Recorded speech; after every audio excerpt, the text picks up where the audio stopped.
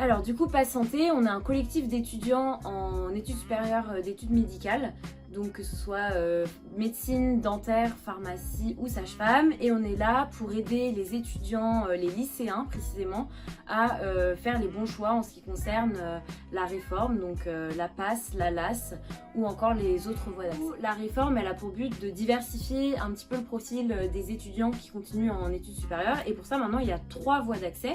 Donc il y a une voie d'accès par la PASS, donc c'est la première année d'accès aux études supérieures de santé, avec du coup beaucoup de matières médicales et une mineure qui n'est pas médicale, donc ça peut être de l'éco-gestion, du droit, de la biologie, de la physique, des mathématiques.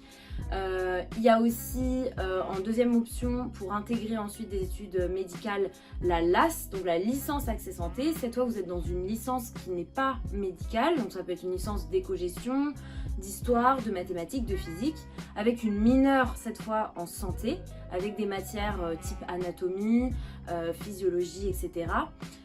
Qui permettent ensuite, après cette licence, après cette première année de licence, de candidater pour intégrer une deuxième année d'études médicales. Et enfin, la troisième option, c'est après la validation d'une formation dans le paramédical, vous pouvez aussi candidater pour intégrer une deuxième année de pharmacie, dentaire ou médecine. Le lycée et la PASS, c'est très différent par plusieurs aspects. Déjà, au niveau de l'emploi du temps, c'est pas du tout organisé pareil, c'est-à-dire que vous allez avoir des cours magistraux qui vont se dérouler seulement les matinées, même pas toutes les matinées, donc c'est souvent de 8h à midi.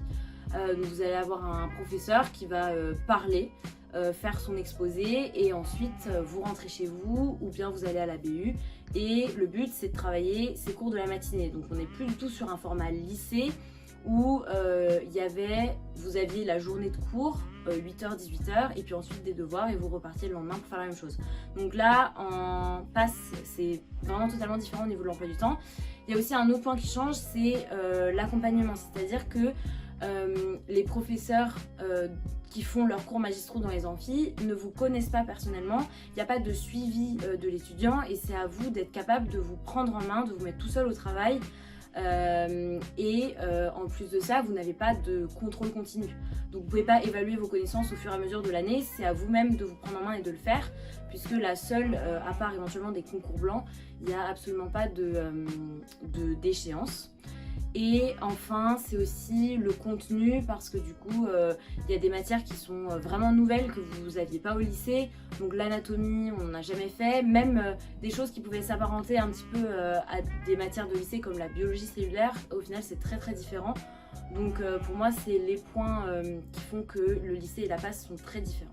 Du coup, là, actuellement, vous êtes lycéen, donc vous pouvez déjà mettre en application certaines choses pour commencer à vous entraîner à l'année de PASS, qui est une année très compétitive, très dure. Donc moi, les conseils que je peux vous donner déjà, c'est de bien travailler les matières scientifiques. Ça paraît logique, mais je vous assure que si vous avez des bonnes bases, notamment en mathématiques et en physique, en les travaillant bien en terminale et en première, vous aurez une aisance qui vous permettra d'avoir des très bonnes notes dans ces matières-là en PASS et aussi de passer moins de temps à les travailler, ce qui peut être un réel atout par rapport aux autres candidats. Ensuite, un deuxième conseil, ça pourrait être aussi de vous entraîner un petit peu sur des cours type biologie, type SVT, à apprendre par cœur pour essayer de trouver un peu une méthode de travail. Alors, est-ce que ça va être plutôt en récitant le texte? Est-ce que c'est plutôt en écrivant certaines parties, en faisant des schémas? Et ça va vous permettre petit à petit de trouver ce qui marche pour vous, ce qui fonctionne pour vous. Et en PASS, vous serez moins démunis quand il faudra apprendre des pages et des pages de biologie cellulaire. Et enfin, moi personnellement, ce que j'avais décidé de faire, c'était de faire une prépa en terminale. Donc c'était la terminale santé dans la prépa Galien. Et ça m'avait permis de prendre une réelle avance sur le programme du premier semestre de PASS, notamment sur des matières qu'on voit pas du tout au lycée, comme la biochimie, comme la pharmacologie.